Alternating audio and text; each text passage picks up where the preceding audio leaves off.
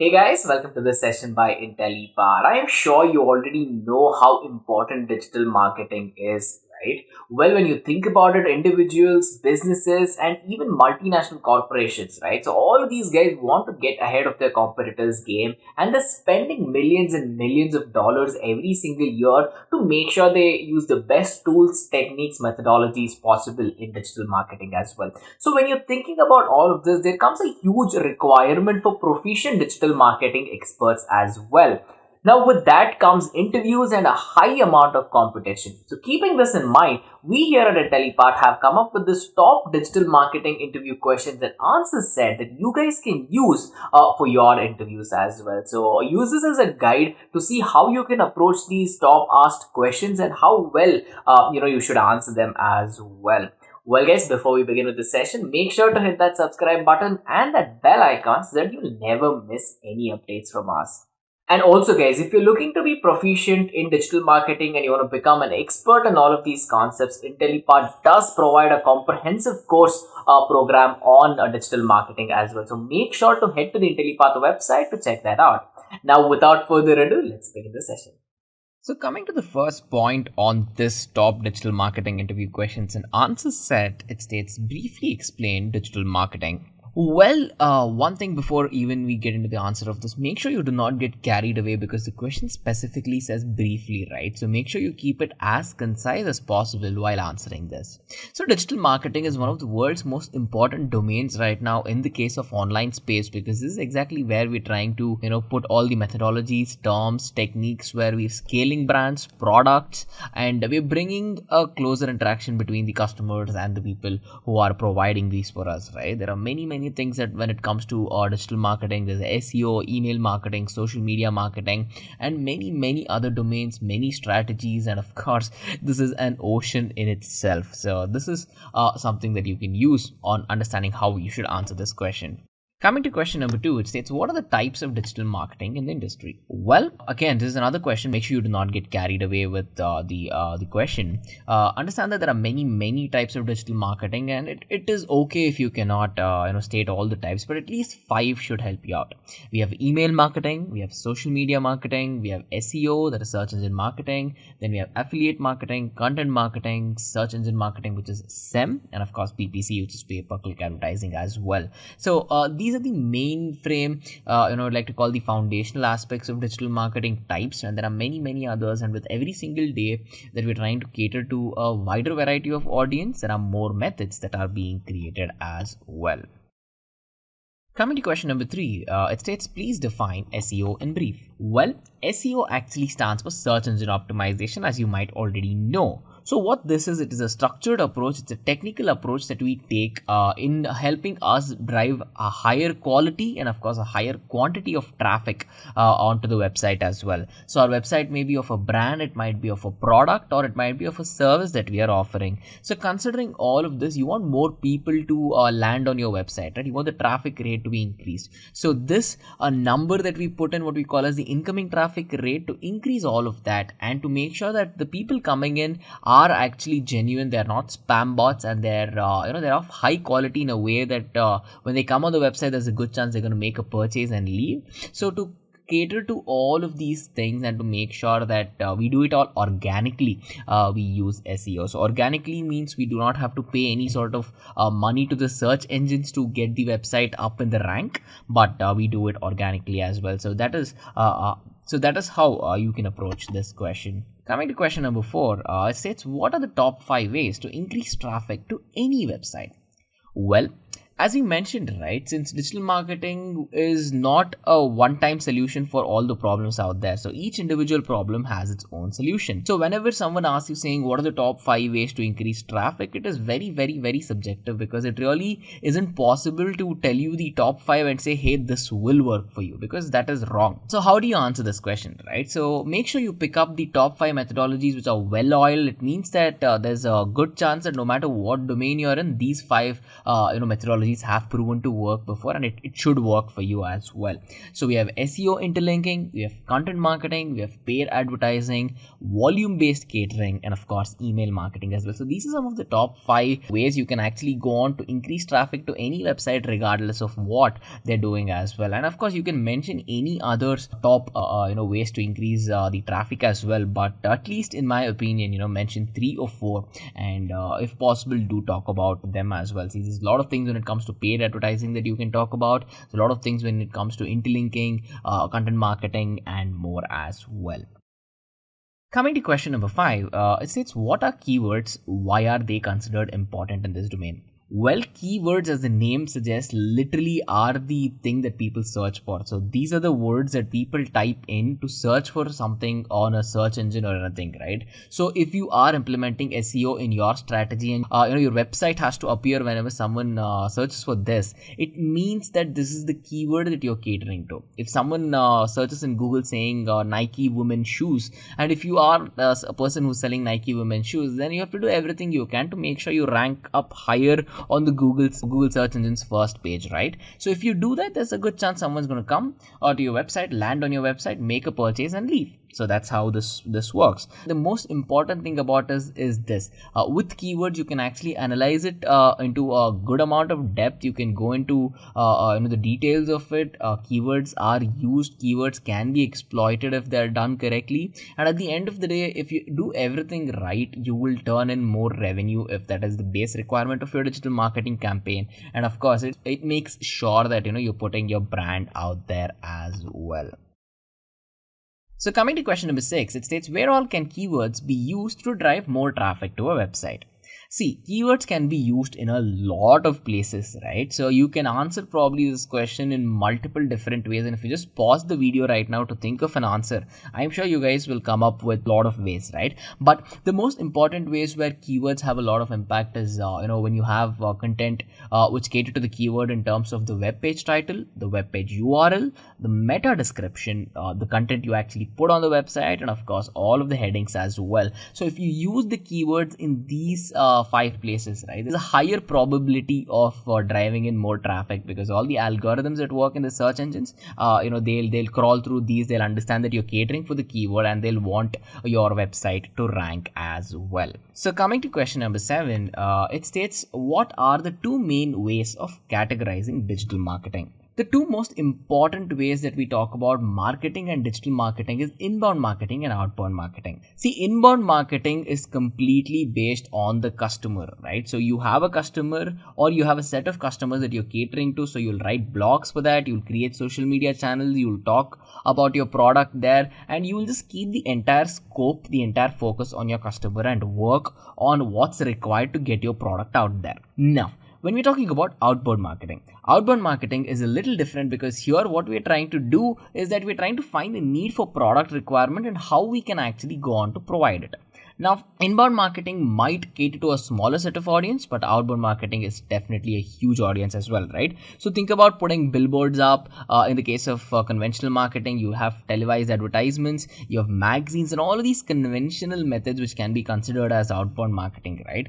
Even though inbound marketing, there's 90% of chances that it can cater in a more bigger audience compared to outbound in today's online world. But at the end of the day, there are subtle differences that exist, and it's just in the subtleties that we have these main ways of how we can categorize the working and what sort of clients, what sort of prospects the methods bring in as well.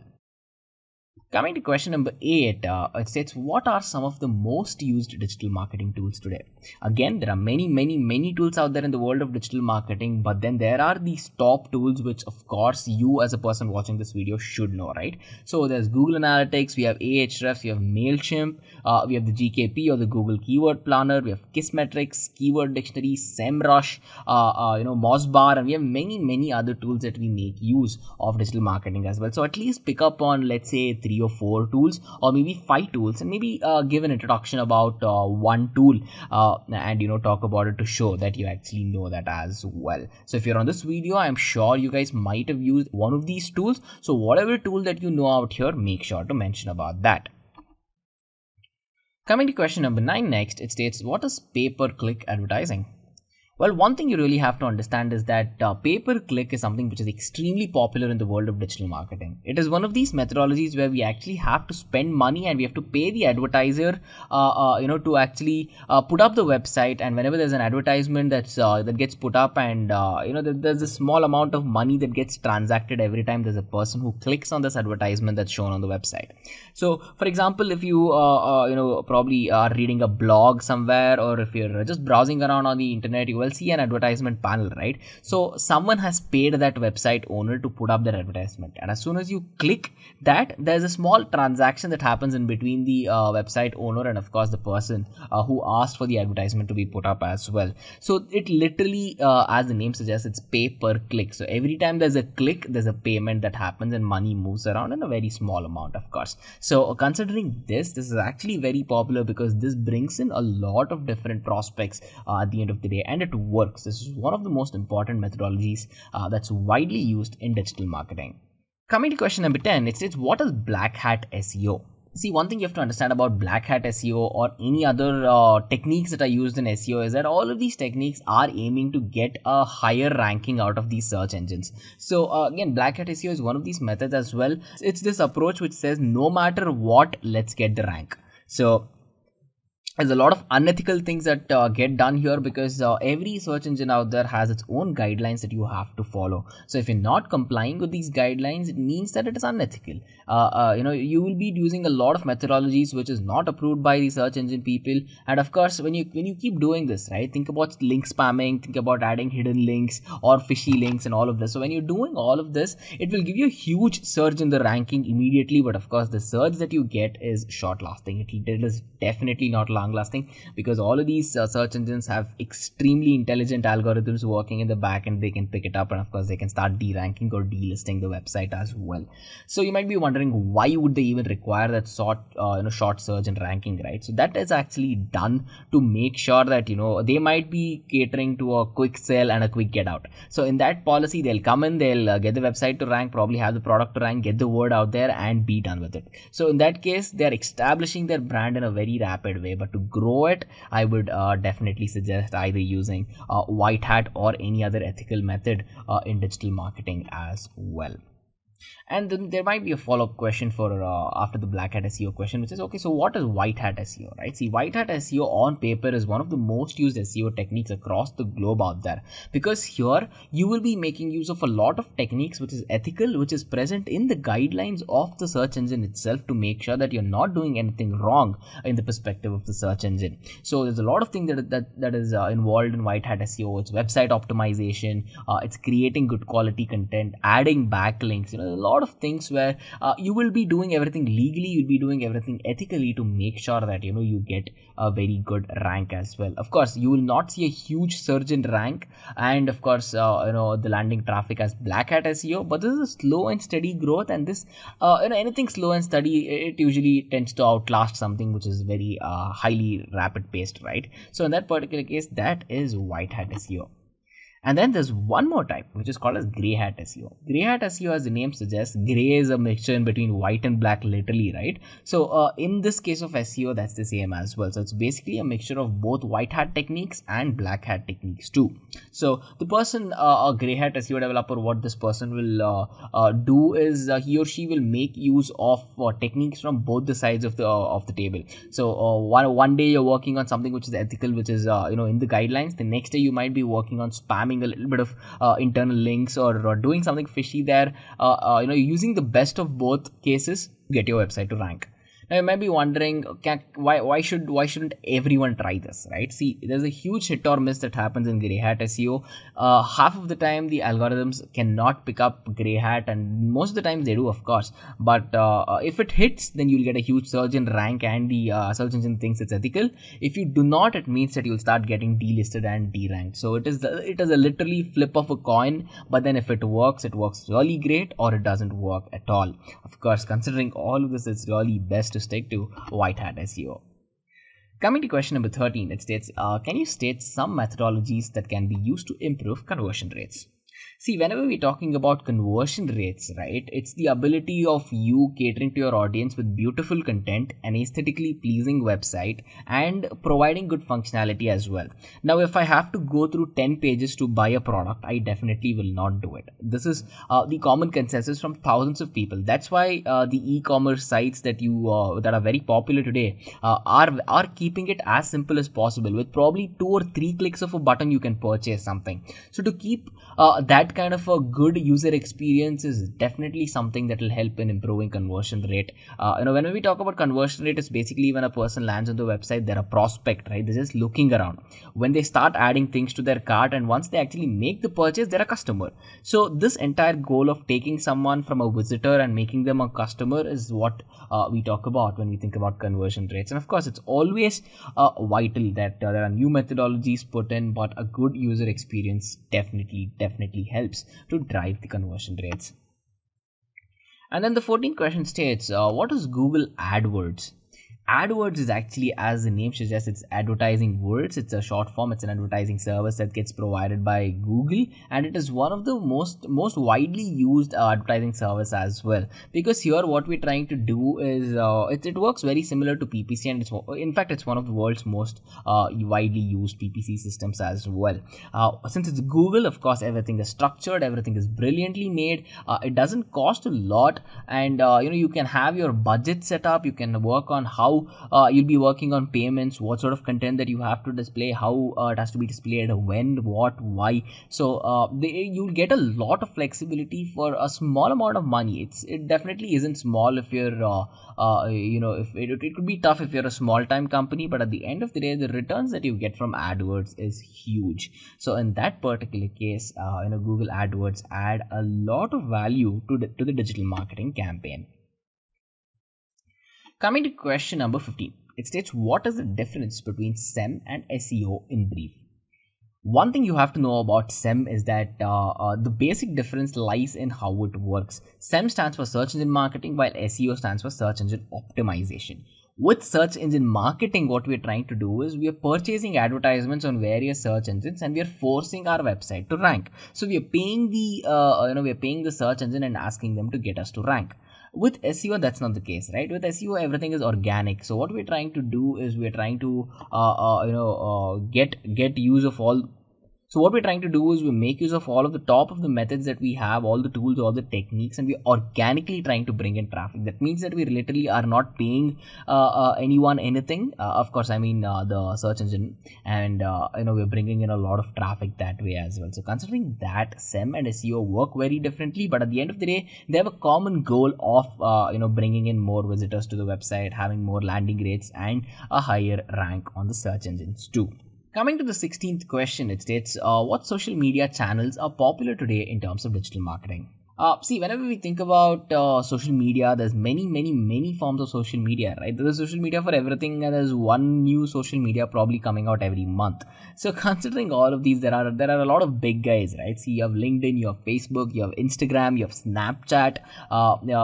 In today's world of especially influencer marketing, Instagram is showing a lot of potential, and influencer marketing is an ocean of its own. And I'm sure if you're here, you might have already watched an influencer marketer pitch an item for you, or in fact, you yourself could be influencers as well. So considering all of that, there are many types of social media. For example, LinkedIn is used for jobs. Facebook is a very good pipeline where you can actually learn a lot of things. You can market your products very subtly, bring in a lot of people, have a lot of discussion groups and all of that. And Instagram is where you can showcase your product and be trendy and all of that. So answer this question based on your knowledge about how much you use social media and how best do you think what each social media can cater to. Coming to question number 17, it states, why has digital marketing grown to be this huge compared to offline marketing? See, whenever we think about digital marketing, right, it has shown nothing but exponential growth over the past few years, and there's many reasons, right? So again, do not get carried away with this question because you can probably talk about this for half an hour straight. So keep 4 or 5 points in mind and make sure to talk about that. One thing about digital marketing is that you can directly cater to the customer's need if the customer is 1 kilometer away or 1000 kilometers away, no matter what, right? It gives you that extra outreach. And of course, when you have a good exposure to the product, what happens is that you will understand your audience better, you will get better feedback, you will know how to work with it with conventional marketing, right? So you'll probably put an advertisement on a newspaper and of course it will reach a lot of houses. But at the end of the day, you will not get a feedback from these people saying they just read a newspaper, they see your advertisement and they're done. So they have no way to give you good amount of feedback immediately, and you cannot analyze as well, right? So if 10,000 newspapers got printed in one particular locality, doesn't mean that 10,000 people read your advertisement. So there's no way to track it. That advantage you have in digital marketing. And of course, you can be a person who's selling a product or having a brand in one part of India, and you have most of your clients in the USA as well. That's how it works with digital marketing. And most of the cases, you are basically open to the entire globe. And consider the newspaper example. Same, once you have it printed, once it goes out, if there are any changes that needs to be done, change in pricing, change in discount, or change in anything minor as well, it cannot be immediately done, right? But if you have a website with digital marketing, this change can be done immediately to make sure that you're not putting across maybe a wrong message or an incorrect message to your audience as well. So considering a lot of these points, digital marketing, there's a reason why it's popular, and I'm sure if you guys are on this video, I think you will know why as well. So coming to question number 18, it says explain AMP in brief. See, AMP is actually a short form. It's an abbreviation for what we call as accelerated mobile pages.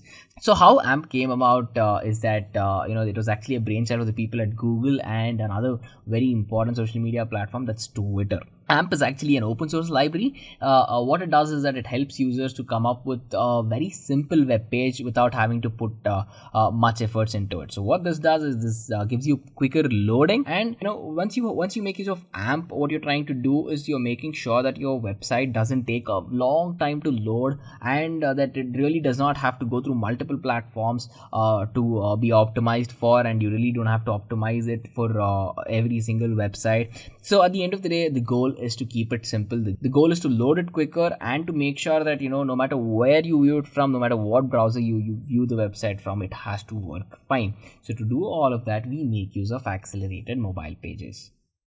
And then coming to the 19th question, it states, how can you assess the impact of social media marketing? See, one thing it's very important that you have to know about digital marketing is the amount of money that you spend. You can track everything with metrics in today's world. There is nowhere that you'll have a blind investment and you will not know what you're getting, right?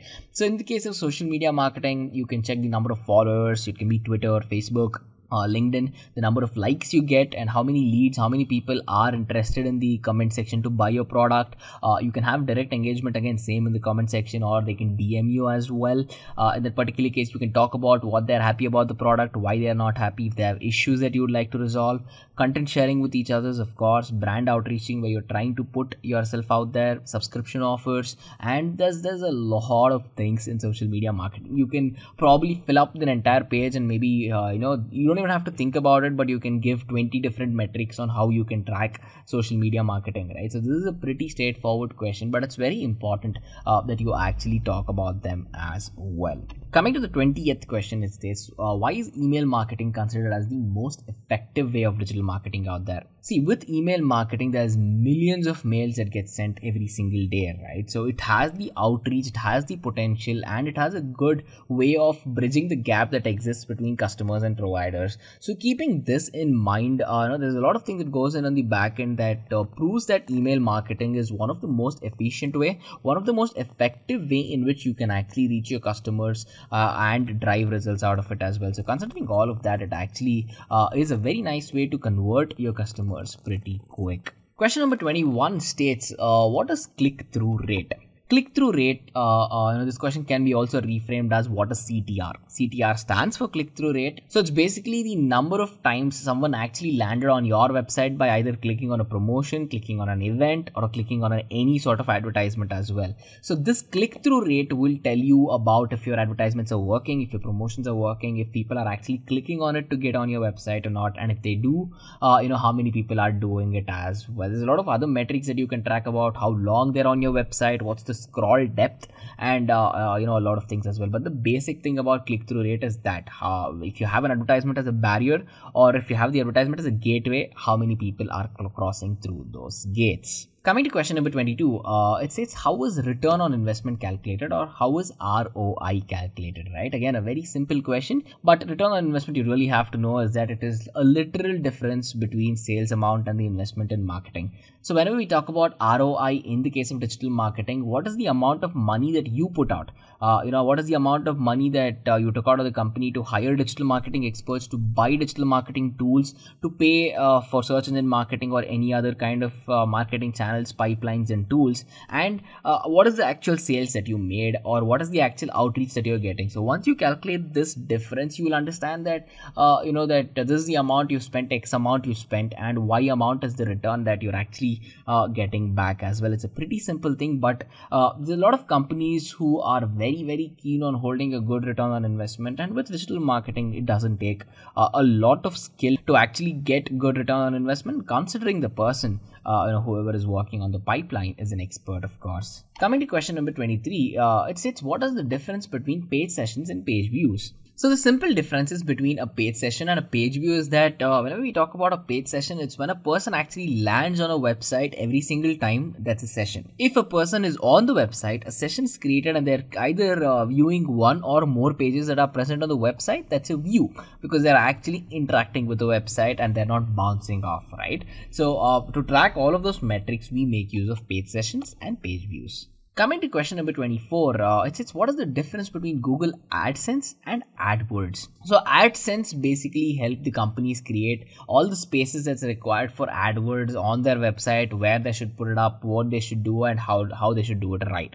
And AdWords, of course, they're advertisements, right? So in the entire Google's ecosystem, AdWords is the most famous PPC out there, the way you can put out advertisements. But if you have to think about talking about AdSense and AdWords, make sure you talk about how they work together as well, because working with AdSense means you'll be using AdWords, and working with AdWords only adds advantage if you are making use of AdSense as well. So having this kind of relationship between AdSense and AdWords is definitely something that you should talk about. But the basic differences is that AdSense helps in creation of spaces, while AdWords helps in posting advertisements.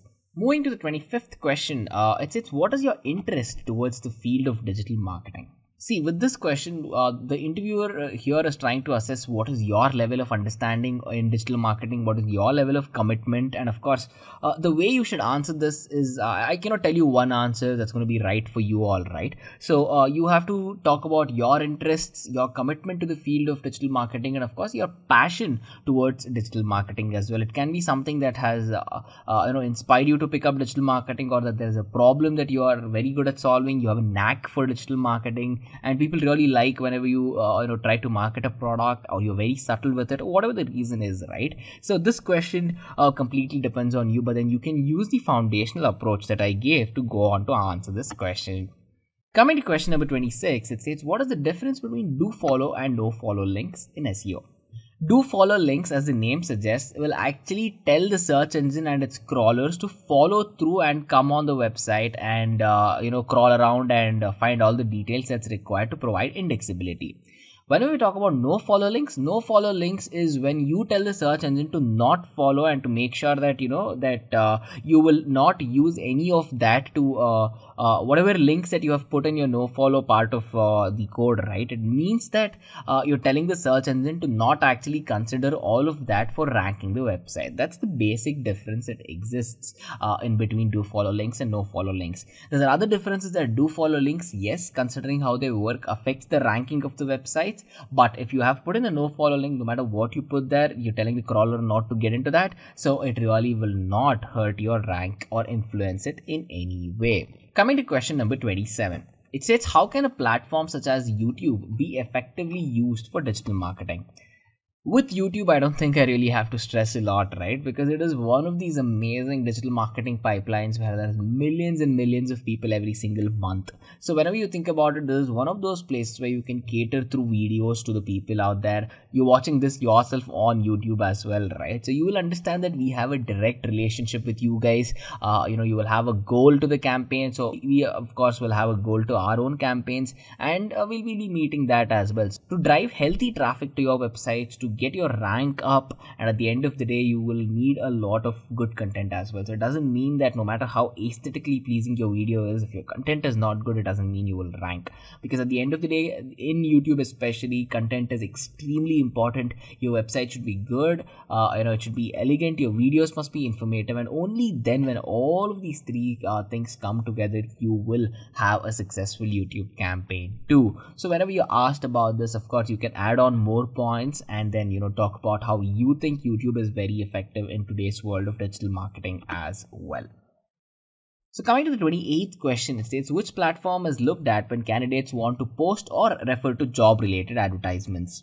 Whenever we think about anything related to jobs, the first social media that comes into mind is LinkedIn, right? Because this is one of the most famous social media out there for active job seekers, professionals, and whatnot. So if you're wondering if LinkedIn is the only place, well, no, there's a lot of other websites. There's InstaHire, there's Naukri, there's Shine.com, there's many other places, including Indeed.com as well. So all of these guys have the same goal of bringing together recruiters and, of course, bringing together candidates and giving them a common platform to express what they want and what they're getting out of the jobs as well. So of course, whenever you ask this question, I think it's a pretty straightforward question, and the answer would be LinkedIn, Naukri, Indeed, Shine, and all of these other famous social media platforms as well. Coming to question number 29, it says, how can you measure the success of a social media marketing campaign? See, whenever we talk about success of a social media campaign, it means that we have something solid to prove it by, right? For example, analytics. So you'll be using multiple metrics in the case of digital marketing to actually showcase that, something worked or something doesn't work. So you have to be a numbers person, and you can prove a lot with numbers too. You can check the number of clients, the number of leads, what's the traffic that's coming in, number of sales, how many conversions from prospects to customers. And of course, once you have details in depth about your website, about your entire campaign, about what your image is on the social media marketing platforms, basically you will get this direct correlation of what's happening, what's required, what are you doing, is it working or is it not working. So with all of these, you will have one close idea of understanding whether you're either close to your goals or you're moving away from your goals, and what is keeping you there as well. That's the most important part of how you should measure success with social media campaigns. And of course, with today's innovations, there's multiple tools out there that will help you do so. Coming to the 30th question, it states, why is an anchor tag used as an SEO practice? See, an anchor tag basically is the text that we use whenever we have to hyperlink anything, right? So basically, a hyperlink is a link that's embedded in the text, and as soon as you click on it, it takes you to the link that you have hyperlinked. So an anchor text is very, very important here, because this is how the content actually gets ranked on multiple search engines, right? So whenever you put out a website, it doesn't mean that it will always rank on Google or it'll always work on other search engines as well. There's DuckDuckGo, there's Yahoo, and there's many search engines apart from Google too. So in that particular case, hyperlinking is this connection, is this anchoring that states what you can actually have a way to assess of how your content ranks on multiple search engines, and it gives you the functionality of clicking on text and opening a new link as well. Coming to question number 31, it states, what are some of the disadvantages of digital marketing? See, one important thing whenever you're answering this question is that start by saying that there's multiple advantages, right? Because at the end of the day, with digital marketing, the advantages, no matter how small they are, they will outweigh all of the disadvantages out there, right? So, but then it doesn't mean that it doesn't have any disadvantages at all. There are many disadvantages too. So, whenever you're talking about disadvantages, it is just that it will create a very high transparency in case of pricing and competition, because as soon as you put out a price out there, your competition already knows what you're selling it at, and they can drop their price and you can lose a client as well. And then when we're talking about globalization means you will be competing with the entire world out there. So that will bring in a lot more competition too. And of course, with digital marketing, there is always a threat of cybersecurity. There's always a threat of privacy issues that will have to be worked on too. And it's not not only just this, it's just that, whenever you're working on digital marketing, it can get really, really expensive to hire experts. And of course, it can get definitely expensive to buy all the tools, buy all the, understand all the methodologies. And at the end of the day, setting up a marketing pipeline, especially at the starting stages of your company, or if you've never had a digital marketing platform before, is going to be expensive. So, you can talk about these 4 points. These 4 points are extremely important in understanding the disadvantages of digital marketing. Now, coming to question number 32, it states, what are the limitations with respect to the number of characters in Google AdWords advertisement? This is a very, very, very important question, and this gets asked a lot. See, the most important thing is that they have asked you for 2 things. One is the number of characters in Google AdWords basically, and what are the limitations that you can put in, right? So whenever we talk about headings and subheadings, understand that you can have a maximum of 30 characters. But whenever we're talking about descriptions and subline texting, there you can have about 90 characters in length. So 30 for the headings and the subheadings, and for the descriptions, it has to not exceed 90 in length. So 90 characters specifically. So whenever you ask this question, it's a straightforward question with an extremely straightforward answer, so put it out that way. Coming to question number 33, it says, can you name any 5 email marketing tools that are widely used? Of course, I'm pretty sure you guys can name at least 3 or 4, right? So this question should not be of a high difficulty to you guys. So there's multiple tools out there, multiple email marketing tools specifically. You have ConvertKit, Autopilot, HubSpot, MailChimp, ActiveCampaign, and many, many other tools that are used out there. And of course, if you have used any of these tools, make sure to talk about your experience with the tools, what you think about the tool, to what level of proficiency you have used it. All of that will always add a lot of advantage to your candidature in the company as well. Coming to question number 34, it says, can you define the life cycle of a shopper on a website? See, this is a very simple question. It can be considered as a sales funnel as well, so right. So whenever someone comes on your website, as soon as they land on your website, they become prospects. Prospects is when they are actually looking around on your website. It's not as soon as they click on your website. It's basically as soon as they start clicking inside your website. As soon as they click on the website, they can actually bounce without doing anything. So don't be confused. Now, once they start interacting with your websites, they're looking to see if they can buy something or there is something that's interesting to them. And once they're interested, they'll actually give you a little bit of details, maybe that you're giving a subscription out, you're giving a discount out or something, or they're adding it to the cart and they want to purchase it. So once they start giving you their details and once they start putting items into their cart, they go from prospect to become converted as a lead. Now, the entire conversion, right? Whenever we talk about conversions, as we have talked about multiple times in this video, it's basically talking about them going from prospects to lead. And of course, once they make a purchase, after the sale is done, they become customers. So taking this interest in converting prospects into customers is exactly what we're talking about when we talk about the life cycle of a shopper on the website. And then coming to question number 35, it states, what are some of the bidding options that are available out there right now? Whenever you have to consider about paying for marketing, right? But there's two main important things, two main important bidding options out there. One is the CPA, as we call as cost per action, and then of course, as we discussed before, we have CPC as well. So cost per action, again, as the name suggests, whenever an action is performed on that particular advertisement, it means that there's a transaction happening. And CPC is a pretty simple way of advertising, as you already discussed, because as soon as the person has clicked through, then there's a transaction that happens. Now, the next question states, what are the top 5 C's of digital marketing?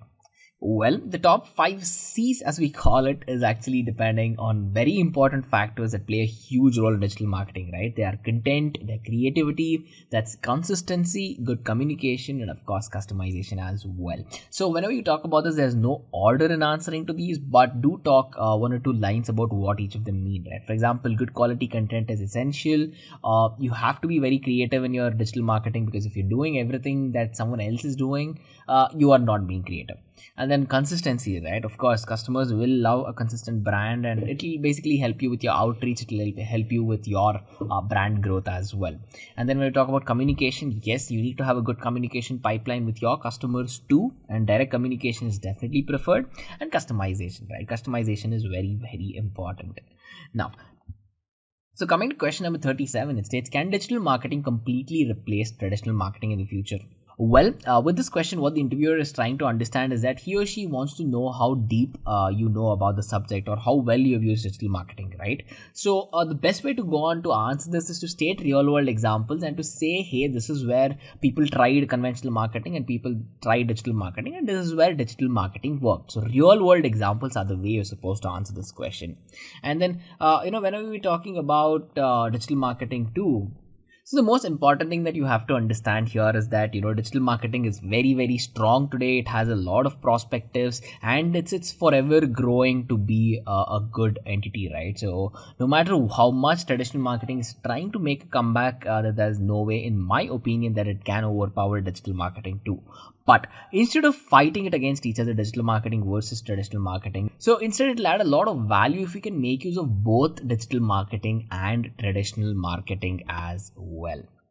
Now, coming to question number 38, it says, can you rate yourself on a scale of 1 to 10 depending on your proficiency in digital marketing? Again, if you are a good expert in digital marketing, make sure to rate yourself as honest as possible. That is very, very important, right? So if you are a beginner and if you say, I rate myself 9.5, you might be asked extremely technical questions, or you might be asked questions in depth that you might not be able to answer. So, but that doesn't mean that you have to rate yourself very low. That will hurt your confidence as well. So the interviewer itself, right, in this particular question, he or she is trying to see how spontaneous you are, what's your confidence level, and how well do you know the subject. So completely based on what you're trying to achieve in your digital marketing career, at wherever you are, you might be a fresher, you might be a person, intermediate user, or an expert. Answer it as honestly as possible. That is important with question number 38. Now, moving to the next question, it states, why are you applying for the digital marketing role in our company? See, one important thing that you really have to know is that whenever you are answering this question, which says why digital marketing, you have to talk about how you will fit into their company, right? They're specifically asking you, why are you applying for our company? So talk about their company, talk about what experiences you have or what education you have, and how best you can use those skills to drive that particular company to success. So doing all of this, you will require some basic stuff. You need to know what the company is, what they do, what is the audience they cater to, what's the job description, what's the compensation they're providing, of course, and every detail of the company is going to help you in a way where you can shape your answer perfectly for this this question as well. So I cannot give you one answer and say that this is how you are supposed to answer. This is a question where you can have a good amount of freedom while answering the question as well. Now, coming to question number 40, it says, has your prior education helped you with digital marketing in any way? Again, this is another important question that depends on you. If your prior education actually helped with digital marketing, talk about the latest courses or talk about the latest program that you finished in college. If you worked on something which is very different from digital marketing, do talk about how that helped you shape your digital marketing career in a way that you are right now. Of course, if you had a direct digital marketing career or learning in college or school or something, you can tell that directly. But if it doesn't, don't just say no, education hasn't helped me with digital marketing. That's not the right way to answer. The right way is to say, even though you never started out with digital marketing at the start, but there are a lot of other things that definitely put the thought in your mind about how you can work your way towards becoming a digital marketing expert as well. So talk about all of that, and it's very important too. Coming to the 41st question, it states, how can we create new leads for the marketing pipeline? Well, how do you create new leads, right? It's the most important question the interviewer can ask to you. There's a lot of ways you can answer this question, but the most important thing is that you have to understand and analyze the sales funnels and all the techniques that goes into building that tunnel and seeing it through. Apart from all of that, again, there's so many things that you can do. You can start with customizing the content, driving a better user experience, making sure your website is very responsive, or maybe you're driving a very good campaign on social media that you want to bring over for conversion of people. And of course, there's many different ways that you can create new leads, right? Most of the time, it is usually social media marketing or email marketing that brings in the most number of leads for marketing, but it depends on what the company is doing too, right? So there's a lot of ways you can answer this question, but you can use my approach as a foundational one and then work on that. Coming to question number 42, it states, what are the latest trends in digital marketing today? What are the latest trends? Again, it's a very subjective questions, right? Because what's today's trend is something that there's a good chance it's gonna be outdated tomorrow. But as of now, what's trending is people putting out long form videos. People are actually concerned about the content that they put out for their product. People give you personalized content, and this is something which is extremely important, and I really like it. There's voice searching, there's Google Discover, there's virtual reality, there's augmented reality. So there's a lot of ways that companies are trying to get in touch and impress prospects into converting them into customers. And it's just not these 5 or 6 that I've mentioned on your screen, right? You can probably name 10 or 15 things that's trending right now, but you do not have to stress on anything. Just make sure that this is how people are doing it. If you can give a real world example, for example, IKEA is a store that gives you this virtual reality app where you can click videos in your room by placing furniture right there, even though you have not made a purchase, right? So that's something which is going to attract a lot of sales too, because someone who's on their phone can literally see what the sofa or the what the cushions look like in their house, even though it's not there. That kind of flexibility brings in a lot more customers. So talk about some real world examples of that, something that's trending right now, and that should help with your answer as well. So coming to question number 43, it states, what is viral marketing? Viral marketing, as the name suggests, is taking up an effective form of marketing in a way where it grows really quick. Whenever we say that the video went viral or that concept went viral, right, it means that it grew really quickly and that people really liked it. There was a lot of rapid expansion happening. There's a lot of rapid interaction happening between the customer, the product, the brand, or the people who are using it on the internet, right? Things go extremely viral on the internet every now and then. So every day there can be something that's viral. So in that particular case, there's a lot of competition here. It doesn't mean if you find one thing which goes viral that your entire marketing campaign will stay that way, but it is a very good way to put your brand out there really quickly to friends, to families, or anyone else too. Now that we're living in a pandemic, there's a situation where not many people were wearing masks before the pandemic, right? Because mostly we were wearing it for, let's say, pollution or something. Now masks went viral because it went viral for a very important reason, is that it's extremely effective. Everyone out there needs to wear a mask right now. Now, considering all of that, if you see the marketing that went into it, right, even though much marketing didn't go into it, the demand itself made it viral. So that is another way you can approach viral marketing too. And of course, telling that out should add value to your candidature too. Coming to question number 44, it states, what do on-page and off-page SEO optimization methods mean? Whenever we talk about off-page SEO, right, it literally states doing all the things and using all the methodologies and the processes which will bring in, it will basically add to your rank. Even on-page SEO adds to your rank, but on-page, as the name suggests, is everything that is on the page. So it literally talks about the structure of the website, the content that you have put in, the way your user experience is driven, how well your website loads, how quickly it loads, does it work really good on a mobile platform. So doing everything on your page and of course away from it is the basic difference it lies in, as you can basically see from the name of off-page SEO and on-page SEO as well. So coming to question number 45, it states, can you explain some scenarios where bad links are used? See, this is a lot of unethical things sometimes whenever we're making use of bad links. There are many scenarios that lead to it, right? For example, you'll be using paid links, you'll be using links which are unrelated or very far away from the topic. That's not good. You'll be making use of links that are either spammy or they're flagged by the search engine saying this is not right, you're not supposed to use it. And of course, you can start spamming variety of link exchange sites. You can go on to media and you can have this kind of a shout out for a shout out kind of a concept and spam each other out. And of course, it's not just that, right? You can have one single anchor from multiple sites causing spam again. So using these kind of links in these kind of scenarios, it is definitely bad as per the ethics of search engines, at least. Now, coming to the 46th question, it says, what are the necessary steps that are taken to avoid a rank penalty? See, a rank penalty is when a search engine has actually started deranking you or they're putting your rank down for a reason. So how can you avoid this? And doing this will give you a better rank, of course. So how can you do it? you should stop linking yourself to another website which might have a bad ranking. Doing that will definitely help you rank better. Avoid using poison words, avoid using these kind of catchy clickbaity words whenever you're using hypertexting. Make sure that there is zero plagiarism on all levels of content creation and content optimization as well. And one important thing is that make sure you do not redirect through your refresh meta tags. And this is a very, very important point. Point number 3 and point number 4 are probably the most important things that you should do to avoid penalty. But yes, this is a very important question that will definitely be asked in my opinion. So have these 4 points as the foundation to approach this and answer it too.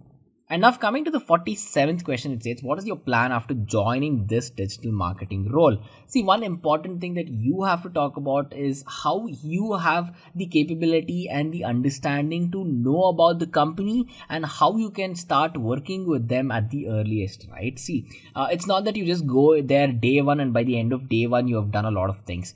You'll have to start with understanding how things are already there, how well you fit into the company, where you fit into the company, what kind of a structured plan that you have to either lead the team or to be a part of the team itself. And then you can work on implementing the plan that you have, verifying it, sitting with your board members or whatever it is. I have multiple iterations. That's the important thing. Iterating this and doing it in a loop where you'll find a new plan, you'll implement that plan, try to see if it worked or not, find a new plan, implement it again. So this looping thing that goes on is very important too. So again, use this as a foundation, but answer it to the best of your ability too. Coming to question number 48, it states, do you have any previous experience in the digital marketing industry? Well, this question can be asked both for freshers and experienced professionals as well. For freshers, if you have any experience learning and making use of digital marketing in the industry, you can talk about that. You can talk about certification programs. But then if you are a person who has a work experience before, make sure you elaborate on that, talk about it. But if you're a fresher, guys, one important thing is don't say, no, I do not have any experience. Keep the important aspect of saying no as less as possible. It doesn't mean you have to say yes, even though you have not done it. What I'm trying to say is do not say no, but talk about, come to the point, but take an out of the box solution, right? So if you're a fresher who might have been a product of digital marketing, or you've marketed something probably away from your career as well as a hobby or something, talk about that, because no matter what you say, anything apart from no, I haven't done it, will add some sort of value to your candidature. It's very important that you know that. And then coming to the 49th question, it says, do you possess any other skill that can add value to this digital marketing role?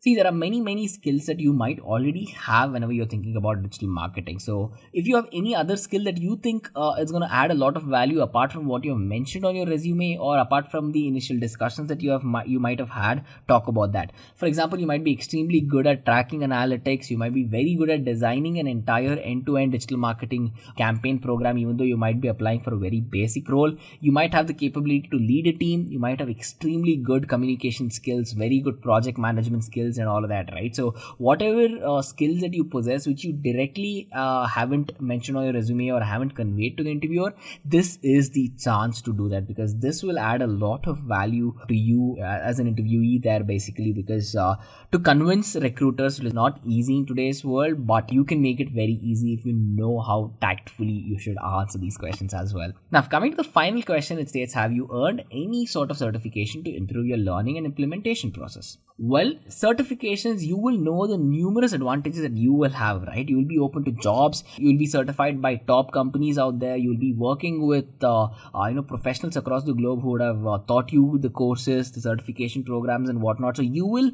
know that you will have a plethora of advantages.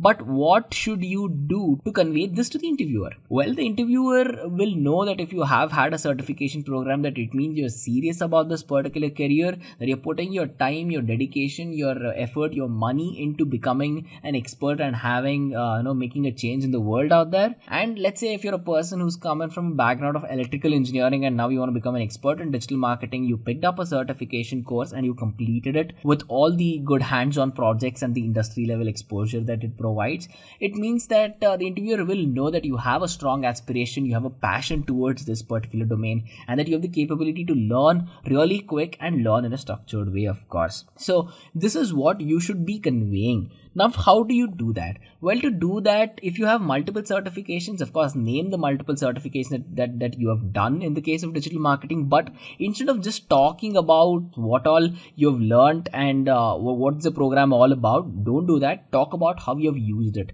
Talk about the practical experience that you can drive out of these programs. Talk about how best that you have used the program. So talking about that, telling about how you have solved a practical problem is definitely going to add a lot of value to your candidature too.